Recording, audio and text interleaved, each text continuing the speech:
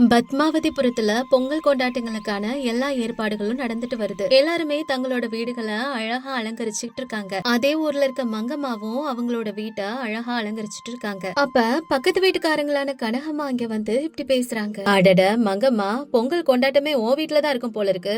இந்த வீட்டுல நீ ஒருத்தி தானே இருக்க, அப்புறம் இதுக்கு இவ்வளவு ஆர்ப்பாட்டம் பண்ற? வாய மூடு கனகம்மா.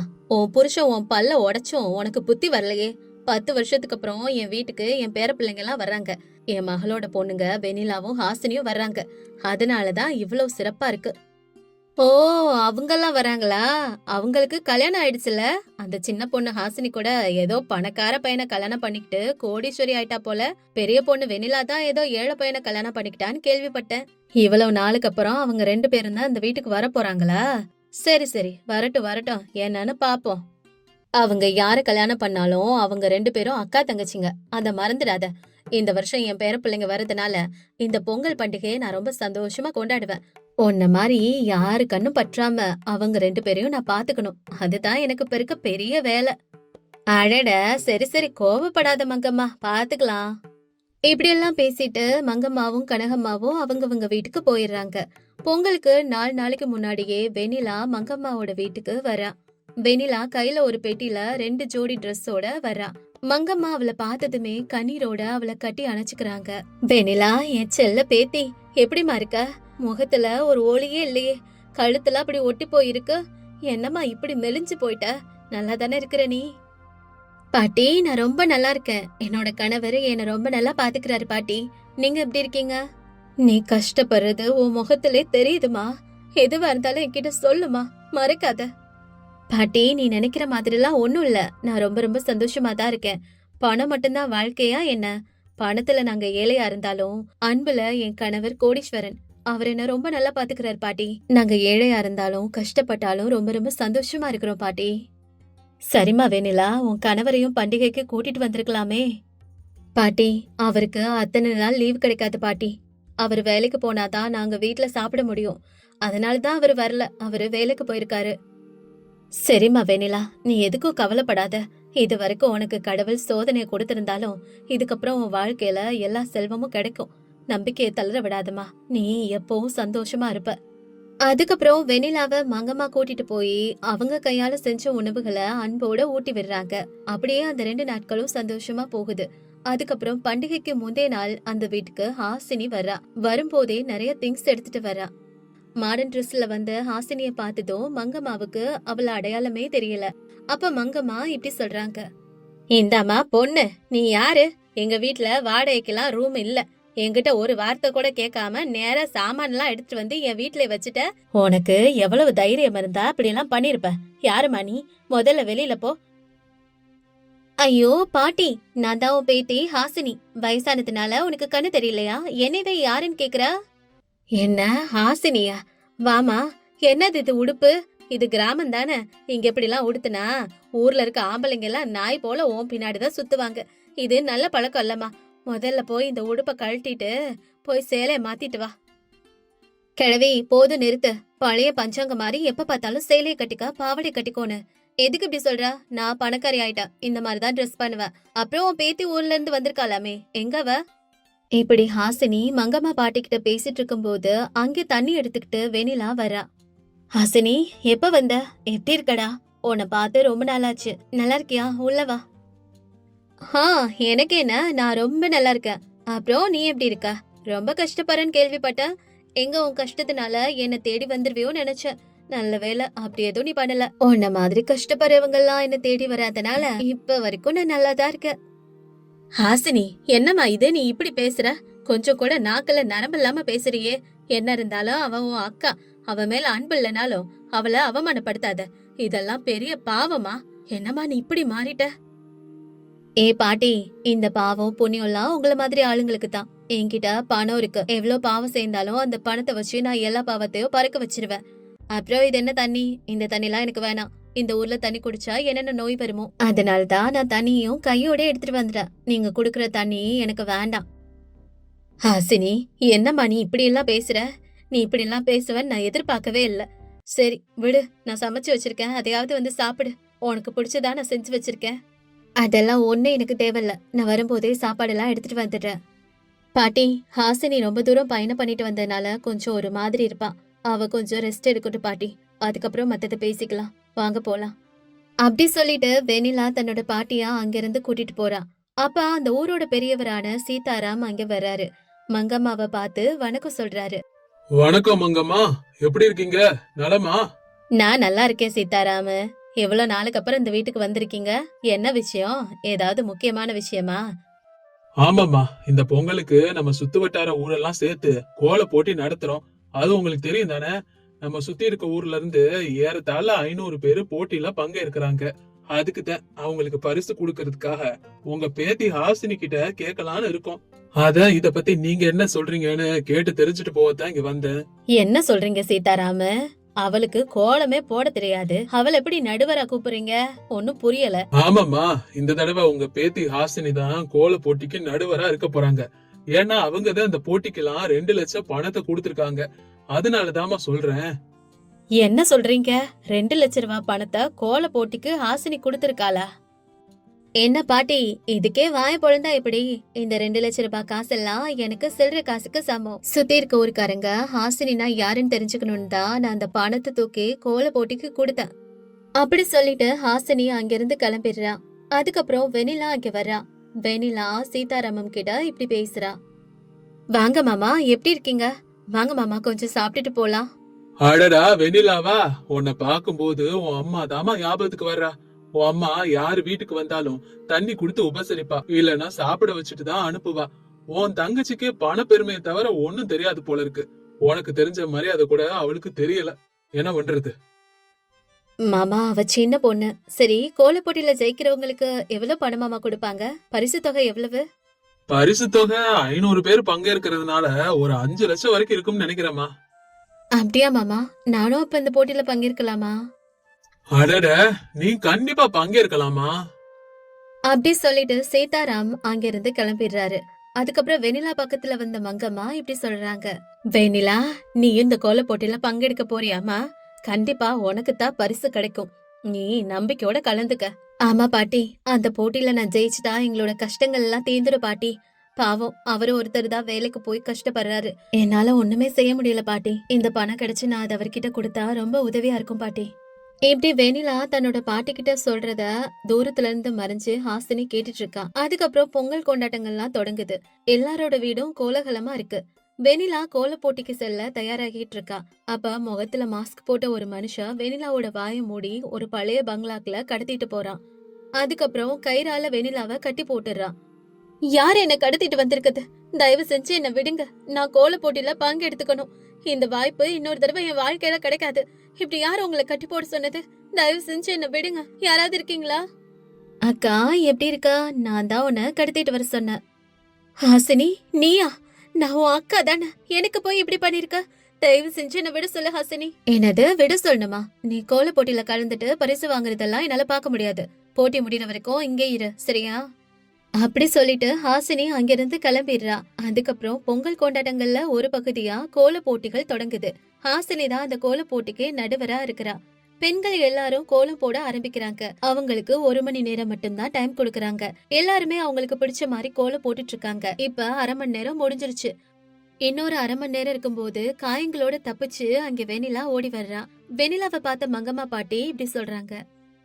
அம்மாடி வெண்ணிலா, இந்த கோலப்பொடி கலர் பொடி எல்லாம் இருக்குமா, எடுத்துக்க. அதுக்கப்புறம் வெண்ணிலா பாட்டி கிட்ட இருந்து கோலப்பொடிய வாங்கி ஒரு அழகான வண்ண கோலத்தை போட ஆரம்பிக்கிறான். ஹாசினி இத பார்த்து கோபத்தோட அவளை முறைச்சிட்டு இருக்கா. எல்லாருமே கோலம் போட்டு முடிச்சிடுறாங்க. தாமதமா வந்த வெண்ணிலாவோ அந்த 20 நிமிஷத்துக்குள்ளே தான் போட நினைச்ச வண்ண கோலத்தை போட்டு முடிக்கிறா. வெண்ணிலாவோட கோலத்தை பார்த்து எல்லாரும் ஆச்சரியப்பட்டு போறாங்க. அப்ப அங்க வந்த சீதாராம் வெண்ணிலாவோட கோலத்தை பார்த்துட்டு இப்படி சொல்றாரு. அம்மாடி வெண்ணிலா, கிடைச்ச கொஞ்ச நேரத்துக்குள்ள இப்படி ஒரு அற்புதமான கோலத்தை போட்டுட்டியேம்மா. உன்கிட்ட பயங்கரமான திறமை இருக்குமா. கோலம் ரொம்ப அழகா இருக்குமா. எனக்கு ரொம்ப பிடிச்சிருக்கு. சீதாராம் மட்டும் இல்லாம அந்த ஊர்ல இருக்க எல்லாருமே வெண்ணிலா போட்ட கோலத்தை பார்த்து பாராட்டுறாங்க. கோல போட்டியில பரிசோ வெண்ணிலாக்கு தான் கிடைக்குது. அம்மாடி வெண்ணிலா, உனக்கு தான் இந்த பண பரிசு கிடைச்சிருக்கு. இந்தா வாங்கிக்கம்மா. என் பேத்தி வெண்ணிலாக்கு ரொம்ப தங்கமான மனசு. அதனாலதான் இக்கட்டான சூழ்நிலையிலயும் கடவுள் அவளுக்கு உதவி பண்ணிருக்காரு. ரொம்ப சந்தோஷமா. இப்படி எல்லாரும் வெனிலாவை பாராட்டிட்டு இருக்கும்போது அங்க வெனிலாவோட கணவரான ராம்பாபு வரான். அவன் வந்த உடனே எல்லாரும் முன்னிலையிலயும் ஹாசினியை இழுத்து ஒரு அறை விடுறான். அவன் அப்படி அடிக்கவும் அங்க இருக்க எல்லாருமே ஆச்சரியமா பாத்துட்டு இருக்காங்க. அப்ப ஹாசினி இப்படி கேக்குறா, உனக்கு எவ்வளவு தைரியம் இருந்தா என்னவே நீ அடிப்பா? உன்னை அடிக்கிறது என்ன? உன்னை போலீஸ்ல ஒப்படைக்கலாம். வெனிலா எங்க இந்த கோல போட்டியில ஜெயிச்சிருவாளுன்னு பயந்து தானே வெனிலாவை இழுத்துட்டு போய் கட்டி போட்ட. சொந்த அக்கான்னு கூட பார்க்காம இப்படி எல்லாம் செய்யறதுக்கு உனக்கு வெக்கமா இல்ல? இப்ப சொல்ற, நீ நல்லா கேட்டுக்க. உன்னோட பொறாமைனாலையும் பணத்திமர்னாலையும் உனக்கு இருந்த அத்தனை சொந்தத்தையும் நீ இழந்துட்ட. வெனிலா, உனக்கு இப்படி ஒரு தங்கச்சி இருந்தாங்கிறதே நீ மறந்துரு. வா வெனிலா, நம்ம கிளம்பலாம். அப்படி சொன்ன வெனிலாவோட கணவர் வெனிலாவை கூட்டிட்டு அங்கிருந்து கிளம்புறாரு. அவங்க 2 பேரையும் எல்லாரும் பெருமையோட பாக்குறாங்க. ஆனா ஹாசினி தன்னோட தப்ப உணர்ந்து உறவுகளை இழந்து எல்லார் முன்னாடியும் தலை குனிஞ்சு நிக்கிறா. அந்த காலேஜ் ஆடிட்டோரியத்துல நியூ இயர் ஃபங்க்ஷனை பத்தி பேசுறதுக்காக எல்லா ஸ்டூடெண்ட்ஸும் வந்திருக்காங்க. ஒரு பக்கம் பணக்கார மாணவர்களான ஆரியன், விக்கி, ஸ்னேகா இருக்காங்க. இன்னொரு பக்கம் ஏழை மாணவர்களான ராஜு, லட்சுமி, ராதா எல்லாரும் இருக்காங்க. எல்லா ஸ்டூடெண்ட்ஸுமே சாயங்காலம் 4 மணிக்கு ஆடிட்டோரியத்துக்கு வந்துட்டாங்க. இப்ப நியூ இயர் ஃபங்க்ஷன்ஸ் பத்தி பிளான் பண்றதுக்காக சுதா மேடம் வந்திருக்காங்க. Good evening students. இந்த வருஷம் நியூ இயரை நம்ம ரொம்பவே சிறப்பா புதுமையா கொண்டாடணும். அதனால என்னென்ன பிளான் பண்ணலாம்னு சொல்லுங்க. உங்களோட ஐடியாஸ ஷேர் பண்ணுங்க. குறிப்பா ட்ரெஸ் கோட் பத்தி என்ன முடிவு பண்ணலாம்னு சொல்லுங்க. சுதா மேடம் இப்படி சொன்னதும் பணக்கார ஸ்டூடெண்ட்ஸோட லீடர் ஆரியன் இப்படி சொல்றான். மேடம், இதுல பிளான் பண்ண என்ன இருக்கு? இது நியூ இயர் பார்ட்டி. எல்லாரும் ஃப்ரீ ஸ்டைல்ல தான் வரணும். கலர்ஃபுல் Dress தான் சரியா இருக்கும். என் டாடி துபாயில இருந்து 20,000க்கு பிளேசர் வாங்கிட்டு வந்திருக்காரு. நான் அதை போட்டுக்கணும்னு நினைக்கிறேன். இதான் மேடம் என்னோட சாய்ஸ். மத்தவங்க கிட்டயும் ஐடியாஸ் கேளுங்க. ஆரியன் சொன்னது எனக்கும் ஓகே மேடம். நான் புது ட்ரெஸ் வாங்கியிருக்கேன். நம்ம எப்பவுமே போரிங்கான யூனிஃபார்ம்ல தானே இருக்கோம். சோ அன்னைக்கு ஒரு நாளாவது கலர்ஃபுல்லா நல்ல பிராண்டட் ட்ரெஸ்ஸா போட்டு ஃப்ரெண்ட்ஸ் கூட நான் போட்டோ எடுக்கணும்னு நினைக்கிறேன் மேடம். சோ அதனால என் சாய்ஸும் இதுதான். Correct madam. பார்ட்டினா கலர்ஸ், பிராண்ட், ஸ்டைல் இதெல்லாம் இருக்கணும். யூனிஃபார்ம் போட்டா அது பார்ட்டி மாதிரி இருக்காது. பிரேயர் ஹால் மாதிரி தான் இருக்கும். பணக்கார மாணவர்கள்லாம் இப்படி சொல்லவும் இந்த பக்கம் ரொம்ப அமைதியா இருக்காங்க. இப்ப ஏழை மாணவர்களோட லீடரான ராஜு இப்படி சொல்றான். மேடம், அவங்க சொல்றது எல்லாமே நல்லா தான் இருக்கு. ஆனா இங்க யார்கிட்டயும் அவ்வளவு விலையுயர்ந்த Dress எல்லாம் இல்ல. பிராண்டட் Dress போட்டு அவங்க வருவாங்க. நாங்க எங்க கிட்ட இருக்க பழைய சட்டையை போட்டு வருவோம். அப்ப அங்க 2 குரூப்பா தெரியும். ஒன்னு ரிச், இன்னொன்னு புவர்.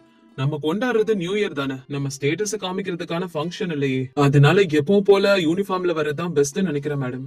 ஆமா மேடம், போன தடவையும் இப்படிதான் நடந்துச்சு. அவங்க எல்லாரும் புது ட்ரெஸ்ல ரொம்ப கிராண்டா வந்தாங்க. எங்க எல்லாரோட ட்ரெஸ்ஸ பார்த்து சிரிச்சாங்க. எங்களுக்கு ரொம்ப அவமானமா இருந்துச்சு. அதனால எல்லாரும் யூனிஃபார்ம்லயே வந்தா நல்லா இருக்கும் மேடம். அப்பதான் ஸ்டூடெண்ட்ஸ்குள்ள வேற்றுமை இல்லாம எல்லாரும் சமமா தெரிவோம். ஓஹோ, அதாவது உங்ககிட்ட நல்ல Dress இல்லங்கிறதுக்காக எங்களையும் அதே பழைய யூனிஃபார்ம் போட சொல்றீங்களா? இது என்ன நியாயம்? உங்களோட ஏழ்மை எங்களோட என்ஜாய்மெண்ட்டுக்கு தடையா வரக்கூடாதுல. இது சரியா நீங்களே சொல்லுங்க. இந்த விஷயம் ஏழ்மையை பத்தினது இல்ல ஆரியன். இது சுயமரியாதையை பத்தினது.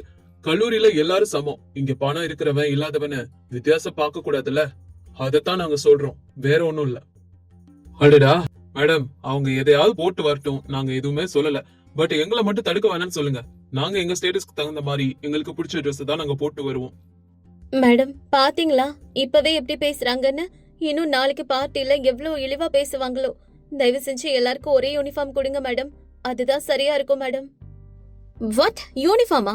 யூனிஃபார்ம்ல போட்டா நான் பார்ட்டிக்கு வரல. That's it. நானும் யூனிஃபார்ம்னா வரல மேடம். என்னால யூனிஃபார்ம்லாம் போட்டுக்கிட்டு என்ஜாய் பண்ண முடியாது, டான்ஸ் ஆட முடியாது. இப்படி மாத்தி மாத்தி பேசிக்கிறதுனால ஸ்டூடெண்ட்ஸ்க்கு நடுவுல குழப்பமும் கூச்சலும் ஆரம்பிக்குது. ரிச் ஸ்டூடெண்ட்ஸ் எல்லாம் ஒரு பக்கம், புவர் ஸ்டூடெண்ட்ஸ் எல்லாம் ஒரு பக்கம்னு ஆர்கியூ பண்ணிட்டு இருக்காங்க. இப்படி எல்லா மாணவர்களும் ஆர்கியூ பண்ணிட்டு இருக்கும் போது இந்த விவாதத்தை ஜன்னல் வழியா கேட்டுட்டு இருக்க பிரின்சிபல் பிரசாத் சார் ஆடிட்டோரியத்துக்குள்ள வராரு. சைலன்ஸ். இது என்ன சந்த கடையா இல்ல காலேஜா? பிரசாத் சார் இப்படி சொல்லவும் எல்லாருமே அங்க அமைதியா இருக்காங்க. ராஜு சொன்ன பாயிண்ட்ல நியாயம் இருக்கு. கல்லூரியில எல்லாரும் சமமா தான் இருக்கணும். ஆனா ஆரியன் சொன்ன மாதிரி நியூ இயர் நாள்ல கூட யூனிஃபார்ம்னா பலருக்கு பிடிக்காம போயிடும். அதனால இது கொஞ்சம் யோசிக்க வேண்டிய விஷயம் தான். Thank you sir. பாத்தியா ராஜு, சாருக்கு கண்டிப்பா எங்களை பத்தி தெரியும், எங்க ரேஞ்ச் என்னன்னு. சார், அவங்க போற ட்ரெஸ்ஸோட விலை என் அப்பாவோட 2 மாச சம்பளம். அவங்க பக்கத்துல நாங்க நின்னா எங்களோட ஏழ்மை தெளிவா தெரியும். அது எங்களுக்கு கஷ்டமா இருக்கு சார். அதனாலதான் நாங்க இப்படி எல்லாம் சொல்றோம். அதெல்லாம் உங்களோட பிரச்சனை, எங்களோட பிரச்சனை இல்லையே. அப்புறம் என்ன? அது எங்களோட பிரச்சனை தான். ஆனா அந்த பிரச்சனையை உருவாக்குறதே நீங்க தான். நீங்க எல்லாரும் பணம் இருக்குங்கிற அகங்காரத்தோட பேசுறீங்க. அதான் பெரிய பிரச்சனை. ஹலோ, நீங்க பேசுற வார்த்தைகளை ஒழுங்கா கவனமா பேசுங்க. உங்க அப்பா சம்பாதிச்சது தவிர உங்ககிட்ட என்ன இருக்கு? நீங்க என்ன தனியா சாதிச்சிருக்கீங்க? இந்த பிராண்டட் ஷர்ட்டை கழட்டிட்டா உங்ககிட்ட என்ன ஸ்பெஷல் இருக்கு? என்னோட ஸ்பெஷாலிட்டி என்னன்னு தெரிஞ்சுக்கணுமா? சரி, சேலஞ்ச். எந்த Dress ஆனாலும் சரி, யார் போட்டா அது ராயலா தெரியுதுன்னு பாப்போம். ராயல்ட்டிங்கிறது எந்த Dress போடுறாங்கங்கிறதுல இல்ல, யாரு போடுறாங்கங்கிறது தான். அதை எப்படி கேரி பண்ணிக்கிறாங்கங்கிறது தான். சரியா? அதை ஃபர்ஸ்ட் புரிஞ்சுக்கோங்க. சரி, ஓகே. நீங்க இவ்வளவு சொல்றதுனால நீங்க சொல்ற சேலஞ்சுக்கு நான் ரெடி. போட்டி போட்டு பார்க்கலாம் யார் ஜெயிக்கிறான்னு. போதும், கொஞ்சம் நிறுத்துறீங்களா? உங்களுக்குள்ள இருக்கிற சண்டை இப்ப முடியற மாதிரி தெரியல. இதுக்கு நான் ஒரு சொல்யூஷன் சொல்றேன். 2 பேருக்கும் ஏத்த மாதிரி ஒரு தீம் கொடுக்கறேன். அத நீங்க ட்ரை பண்ணுங்க. இந்த நியூ இயரோட தீம் என்னன்னா best out of waste fashion show. So இந்த தீம் படி தான் உங்க Dress இருக்கணும். வாட்? என்ன மேம் இது? நாங்க குப்பையில இருந்து Dress தைக்கணுமா? என்ன சொல்றீங்க? நீ பிராண்ட்ஸ் பத்தி பேசினையே, உண்மையான கிரியேட்டிவிட்டி இருந்தா நியூஸ் பேப்பர்ல கூட டிசைனா Dress செய்யலாம். இந்த காம்படிஷனோட ரூல்ஸ் என்னன்னா யாரும் வெளியில இருந்து ₹1 கூட செலவு பண்ணி Dress வாங்க கூடாது. உங்க வீட்ல இருக்கிற பழைய Dress, கோணி சாக்கு இப்படிப்பட்ட வேஸ்ட் மெட்டீரியல்ஸ் மட்டும் தான் யூஸ் பண்ணணும். நீங்களே டிசைன் பண்ணி தைக்கணும். நியூ இயர் அன்னைக்கு ஈவினிங்ல ரேம்ப் வாக் இருக்கும். யாரோட Dress நல்லா இருக்கோ அவங்க தான் பெஸ்ட் காஸ்டியூம் டிசைனர்ஸ். இதுதான் இந்த நியூ இயர்க்கு என்னோட ஐடியா. உங்களுக்கு இத பத்தி ஏதாவது ஃபீட்பேக், சஜஷன்ஸ் இருந்தா சொல்லுங்க. சரியா? Really super idea madam. இதுல ஏழை பணக்காரர் வித்தியாசம் இருக்காது. நியூ Dress யூனிஃபார்ம்னு அடிச்சுக்க மாட்டாங்க. யாருக்கு திறமை இருக்கோ அவங்க ஜெயிக்க போறாங்க. சோ நல்ல ஐடியா. இத நான் அப்ரிஷியேட் பண்றேன். ஆரியன், சேலஞ்சா எடுத்துக்கிட்டு ஜெயிச்சு காட்டு. Okay sir. எங்களுக்கு இது சின்ன விஷயம். எங்களுக்கு ஃபேஷன் பத்தி நல்லா தெரியும். நாங்க தான் கண்டிப்பா இதுல ஜெயிப்போம். எங்களுக்கும் இந்த ஐடியா ஓகே. எங்க கிட்ட பணம் இல்லாம இருக்கலாம், ஆனா எங்க எல்லார்கிட்டயும் திறமை இருக்கு. அதை வச்சு கண்டிப்பா ஜெயிப்போம். Okay, all the best. உங்க எல்லாருக்குமே 2 நாள் டைம் இருக்கு. போய் ப்ரிப்பேர் பண்ணுங்க. அடுத்ததா ஆரியனோட வீட்ல ரிச் ஸ்டூடெண்ட்ஸ் எல்லாம் மீட்டிங் போட்டிருக்காங்க. அப்ப ஸ்னேகா இப்படி சொல்றா, என்ன இதெல்லாம்? இவ்ளோ வேலை நம்ம எப்படி பண்றது? இப்ப குப்பையில Dress தைக்கணுமா? என்கிட்ட இருக்க வசதிக்கு இதெல்லாம் எனக்கு தேவையா? என் வீட்டு வேலைக்காரிக்கிட்ட கேட்டேன், ஏதாவது பழைய துணி இருந்தா கொடுன்னு. அவ சிரிச்சுக்கிட்டே போயிட்டா. டெய்லரிங் தெரியாம எப்படி துணி தைக்கிறது? ஒண்ணுமே புரியல டியூட். என்ன பண்றது? பயப்படாத டியூட், நம்ம இன்டர்நெட்ல பார்க்கலாம். யூடியூப்ல சர்ச் பண்ணலாம். அப்படி சொல்லிட்டு சர்ச் பண்றாங்க. அரே, இவங்க என்னடா கன்ஃபியூஸ் பண்றாங்க? டிசைனர்ஸ் எல்லாம் வேற மாதிரி சிசர்ஸ் யூஸ் பண்றாங்க. ரூல்ஸ் படி இதெல்லாம் நம்ம வாங்க கூடாதுல்ல? என்ன பண்ணலாம்? இதெல்லாம் எனக்கு சரியா வரும்னு தோணல. நம்ம ஏன் ஒரு டிசைனர் கிட்ட கொடுத்து இதெல்லாம் பண்ண சொல்லக்கூடாது? இல்ல, அதெல்லாம் வேணாம் ஸ்னேகா. இந்த ராஜு பையனுக்கு மட்டும் இதெல்லாம் தெரிஞ்சா அவ்வளவுதான், நம்ம மானம் போயிடும். நம்ம சும்மா ட்ரை பண்ணுவோம். நம்ம கிட்ட இருக்க பழைய ஜீன்ஸ கட் பண்ணி பாப்போம். இப்படி எல்லாம் இவங்க பேசிட்டு கொஞ்சம் கொஞ்சமா முயற்சி பண்ண ஆரம்பிக்கிறாங்க. ஆனா இவங்களுக்கு ஊசி நூல் பிடிக்கவே தெரியாது. ச்சே, என்னால இதை செய்ய முடியாது. அந்த ராஜு பையன் அவன் ஃப்ரெண்ட்ஸ் எல்லாம் ஹாயா வேலை செஞ்சுட்டு இருப்பாங்கல்ல, அவங்களுக்கு இதெல்லாம் பழக்கம் தானே. நம்மளுக்கு தான் முடியல. Shut up Vicky. நம்ம எப்படியாவது இந்த போட்டியில ஜெயிச்சு ஆகணும். எதையாவது ஒண்ணு செஞ்சு சுத்திக்கிட்டு போவோம். ஸ்டைலா நடந்தா போதும். Dress எப்படி இருந்தாலும் ஸ்டூடெண்ட்ஸ் நம்மள பார்த்தா கை தட்டுவாங்க. நம்ம ஆட்டிடியூட் தான் முக்கியம். சரியா? அப்ப ராஜு வீட்டுக்கு வெளியில ஏழை மாணவர்கள் எல்லாம் மீட்டிங் போட்டிருக்காங்க. அப்ப லட்சுமி இப்படி சொல்றா, ராஜு, என் அம்மா கிட்ட பழைய சேலைகள் கொஞ்சம் இருக்கு. ஆனா அதெல்லாம் ரொம்ப கிழிஞ்சிருக்கு. பரவாயில்ல லட்சுமி. கிழிஞ்ச இடத்துல நம்ம வண்ண வண்ண அட்டை துண்டுகளை கட் பண்ணி ஒட்டிடலாம். அது பேட்ச் ஒர்க் ஆர்ட் மாதிரி இருக்கும். அது ரொம்பவே அழகா இருக்கும் பாக்குறதுக்கு. அப்படியே நான் என் அப்பா கடையில மிச்சம் இருக்கிற கோணி சாக்குகளையும் எடுத்துட்டு வந்துடுறேன். அதெல்லாம் நல்லா துவைச்சு அயன் பண்ணி ஜாக்கெட் மாதிரி தச்சுப்போம். அந்த ஜாக்கெட்டுக்கெல்லாம் பட்டன் வச்சு தச்சா ரொம்பவே அழகா இருக்கும். நான் நம்ம வீட்டு பின்னால இருக்க தென்னை மரத்தோட ஓலைகளை வச்சு கிரீடம்லாம் செய்வேன். நம்ம ராஜா ராணி மாதிரி ரெடி ஆயிடலாம். சூப்பர். 2 பேரும் நல்ல ஐடியாஸ் கொடுத்திருக்கீங்க. கேளுங்க, நம்மளோட பலம் நம்மளோட உழைப்பு. அவங்கள மாதிரி நம்மனால பிராண்ட்ஸ் வாங்க முடியாம போகலாம், ஆனா நம்ம நினைச்சா புது பிராண்டே உருவாக்க முடியும். ராதா, உனக்கு டெய்லரிங் தெரியும்ல, நீ கட்டிங் எல்லாம் பாத்துக்கோ. லட்சுமி, நீ பெயிண்டிங் பண்ணிக்கோ. நான் டிசைனிங் ஒர்க் பாத்துக்கிறேன். இப்படி சரியா பிளான் பண்ணி ஒருத்தருக்கு ஒருத்தர் சிரிச்சுக்கிட்டு பேசிக்கிட்டோம், உற்சாகமா பாட்டு பாடிக்கிட்டோம் வேலைய ஆரம்பிக்கிறாங்க. இதுல ஒருத்தருக்கு ஒருத்தர் உதவி செஞ்சுக்கிற நல்ல குணமும் தெரியுது. அன்னைக்கு நியூ இயர் சாயங்காலம் காலேஜ் ஆடிட்டோரியத்துல பயங்கரமான லைட்டிங் ஒர்க் எல்லாம் பண்ணிருக்காங்க. சூப்பரா இருக்கு பாக்குறதுக்கே. எல்லாரும் அந்த செலிப்ரேஷனை ஆர்வமா எதிர்பார்த்துட்டு இருக்காங்க. ஜட்ஜஸா சுதா மேடமும் பிரசாத் சாரும் இருக்காங்க. அப்போ அங்கிருந்த ஆங்கர் மாணவர்கள் கிட்ட இப்படி சொல்றாங்க, hello ladies and gentleman, welcome to the great new year fashion show. இப்போ முதல்ல நம்ம ரிச் அண்ட் ராயல் டீம் வருது. எல்லாரும் கை தட்டுங்க. இப்படி சொன்னதும் அங்க ஆரியன் டீம் வர்றாங்க. அவங்க பழைய துணியால தச்ச ட்ரெஸ்ஸ போட்டிருக்காங்க. ஆனா அது அவங்க யாருக்குமே சூட் ஆகல. அவங்கள பார்த்து அங்க இருந்த எல்லாரும் பயங்கரமா சிரிக்கிறாங்க. அவங்களுக்கே அவங்க போட்டிருக்க Dress பிடிக்கல. அவங்க Dress அந்த அளவுக்கு கிரியேட்டிவா இல்ல. அவங்க கிட்ட வெறும் ஆட்டிடியூட் மட்டும்தான் இருக்கு. கைஸ், அடுத்ததா இங்க வர போறது நம்மளோட 2வது டீம், கிரியேட்டிவ் சேலஞ்சர்ஸ் டீம். அப்படி சொன்னதும் ராஜு டீம் என்ட்ரி கொடுக்கறாங்க. எல்லாருமே அவங்கள பார்த்து பயங்கரமா ஆச்சரியப்படுறாங்க. ராஜு டீம் கோணி சாக்குகளால தச்ச ட்ரெஸ்ஸ போட்டிருக்காங்க. இவங்கள பார்த்ததும் அந்த ஆடிட்டோரியத்துல இருக்க எல்லா ஸ்டூடெண்ட்ஸும் பயங்கரமா கைதட்டுறாங்க. ஆரியன் டீமும் இவங்கள பார்த்து ஆச்சரியப்பட்டு போறாங்க. இப்ப அவங்களுக்குள்ள இப்படி பேசிக்கிறாங்க. என்ன இது கோனிசாக்கா? அதுல எப்படி இவ்வளவு ஸ்டைலிஷா கிரியேட்டிவா பண்ணிருக்காங்க?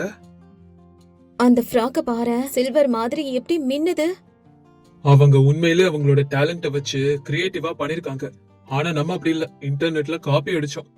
அதுக்கப்புறம் ராஜுவோட டீம் ரேம்ப் வாக் செஞ்சாங்க. அவங்களோட ஏழ்மை கொஞ்சம் கூட தெரியல. அவங்க கிட்ட தன்னம்பிக்கை தெரிஞ்சிச்சு. அமேசிங் கைஸ், அற்புதம். இன்னைக்கு நான் பார்த்தது வெறும் ஃபேஷன் ஷோ இல்ல, ஒரு வாழ்க்கைக்கான பாடம்.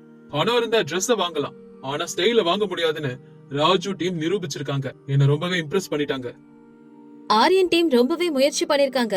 ஆனா அவங்களோட Dressல ஒரு சோல் மிஸ் ஆகுது. ஆனா ராஜு டீம் ஒவ்வொரு வேஸ்ட் பொருளுக்கும் உயிர் கொடுத்திருக்காங்க. சோ இந்த நியூ இயரோட best costume designers award Raju and டீமுக்கு தான் போகுது. எல்லாரும் கிளாப் பண்ணுங்க. அங்க இருக்க எல்லாருமே பாராட்டுறாங்க. அதுக்கப்புறம் ராஜு டீம் ஸ்டேஜுக்கு வந்து இப்படி சொல்றாங்க. Thank you sir, thank you madam. எங்க கிட்ட பணம் இல்லன்னு நாங்க வருத்தப்பட்டோம். ஆனா இன்னைக்குதான் தெரிஞ்சது, எங்க கிட்ட இருக்க கிரியேட்டிவிட்டின்னு சொல்ற செல்வத்துக்கு முன்னாடி எந்த பிராண்டும் ஒண்ணுமே இல்லன்னு. இதெல்லாம் கேட்டதுக்கு அப்புறம் ஆரியன் டீமும் அவங்களுடைய தப்ப உணர்றாங்க. பணத்தை விட திறமைக்கு தான் எப்பவுமே மதிப்பு இருக்குங்கறத புரிஞ்சுக்கிறாங்க. வாழ்த்துக்கள் ராஜு. நான் தான் இவ்வளவு நாளும் தப்பா புரிஞ்சுக்கிட்டேன். இப்பதான் எல்லாமே புரியுது. நீ சொன்னதெல்லாம் உண்மைதான். நான் போட்டிருந்த Dress எங்க கலண்டு விழுந்துருமோன்னு பயந்துட்டே இருந்தேன். ஆனா நீ போட்டிருந்த அந்த கோனிசாக்கு கோட்ல நிஜமாவே நீ ராஜா மாதிரி இருக்க. Really great. சாரி ஃப்ரெண்ட், உன்னை நான் குறைவா மதிச்சிட்டேன். பரவாயில்ல ஆரியன், இந்த நியூ இயர் இந்த போட்டி தான் நம்மள ஒன்னா சேர்த்திருக்கு. அதனால எனக்கு ரொம்ப சந்தோஷம். லக்ஷ்மி, எனக்கு இந்த Dress எப்படி தைக்கிறதுன்னு சொல்லி தரியா? நான் அடுத்த பார்ட்டிக்கு இந்த மாதிரி ஒரு Dress தான் போட்டு போலான்னு இருக்கேன். கண்டிப்பா ஸ்னேகா, சொல்லி தரேன். பாத்தீங்களா ஸ்டூடெண்ட்ஸ், உங்களோட Dress எல்லாம் வேற வேறையா இருந்தாலும் இன்னைக்கு மனசெல்லாம் ஒன்னாயிடுச்சு. இதுதான் உண்மையான நியூ இயர் கொண்டாட்டம். இப்ப எல்லாரும் ஒன்னா சேர்ந்து சிரிச்சுக்கிட்டே டான்ஸ் ஆடுங்க பாக்கலாம். சுதா மேடம் இப்படி சொன்னதும் அங்கிருந்த எல்லாருமே ரிச் குரூப் புவர் குரூப்னு வித்தியாசம் பார்க்காம ஒருத்தர் கைய ஒருத்தர் புடிச்சுக்கிட்டு ஆனந்தமா டான்ஸ் ஆடுறாங்க. இது போல நம்ம எல்லார் மனசுலயும் வேற்றுமைங்கிற இருள் நீங்கி ஒற்றுமைங்கிற ஒளி பரவட்டும். எல்லாருக்கும் ஹாப்பி நியூ இயர்.